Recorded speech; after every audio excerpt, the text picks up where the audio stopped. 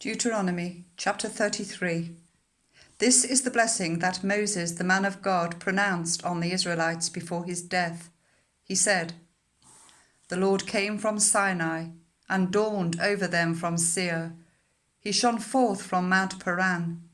He came with myriads of holy ones from the south, from his mountain slopes. Surely it is you who love the people. All the holy ones are in your hand.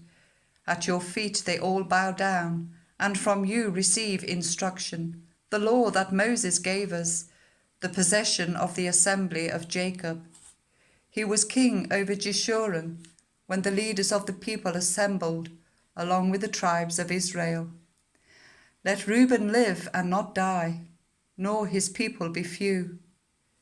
And this he said about Judah. "Hear, Lord, the cry of Judah. Bring him to his people. With his own hands he defends his cause. Oh, be his help against his foes." About Levi he said, "Your Thummim and Urim belong to your faithful servant. You tested him at Massah. You contended with him at the waters of Meribah. He said of his father and mother, 'I have no regard for them.' He did not recognize his brothers or acknowledge his own children, but he watched over your word and guarded your covenant. He teaches your precepts to Jacob and your law to Israel. He offers incense before you and whole burnt offerings on your altar. Bless all his skills, Lord, and be pleased with the work of his hands. Strike down those who rise against him, his foes, till they rise no more." About Benjamin he said, "Let the beloved of the Lord rest secure in him, for he shields him all day long, and the one the Lord loves rests between his shoulders." About Joseph he said, "May the Lord bless his land with the precious dew from heaven above, and with the deep waters that lie below.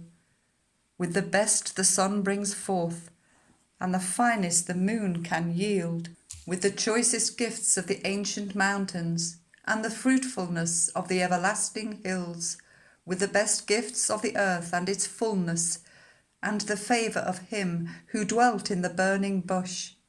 Let all these rest on the head of Joseph, on the brow of the prince among his brothers. In majesty he is like a firstborn bull, his horns are the horns of a wild ox. With them he will gore the nations, even those at the ends of the earth. Such are the 10,000s of Ephraim, such are the thousands of Manasseh." About Zebulun he said, "Rejoice, Zebulun, in your going out, and you, Issachar, in your tents. They will summon peoples to the mountain, and there offer the sacrifices of the righteous. They will feast on the abundance of the seas, on the treasures hidden in the sand." About Gad he said, "Blessed is he who enlarges Gad's domain. Gad lives there like a lion, tearing at arm or head. He chose the best land for himself. The leader's portion was kept for him. When the heads of the people assembled, he carried out the Lord's righteous will and his judgments concerning Israel." About Dan he said, "Dan is a lion's cub, springing out of Bashan." About Naphtali he said, "Naphtali is abounding with the favour of the Lord, and is full of his blessing. He will inherit southward to the lake." About Asher he said, "Most blessed of sons is Asher. Let him be favoured by his brothers, and let him bathe his feet in oil. The bolts of your gates will be iron and bronze, and your strength will equal your days. There is no one like the God of Jeshurun, who rides on the heavens to help you, and on the clouds in his majesty.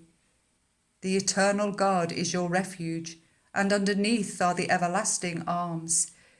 He will drive out your enemies before you, saying, 'Destroy them.' So Israel will live in safety.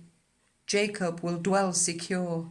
in a land of grain and new wine, where the heavens drop dew. Blessed are you, Israel. Who is like you, a people saved by the Lord? He is your shield and helper, and your glorious sword. Your enemies will cower before you, and you will tread on their heights.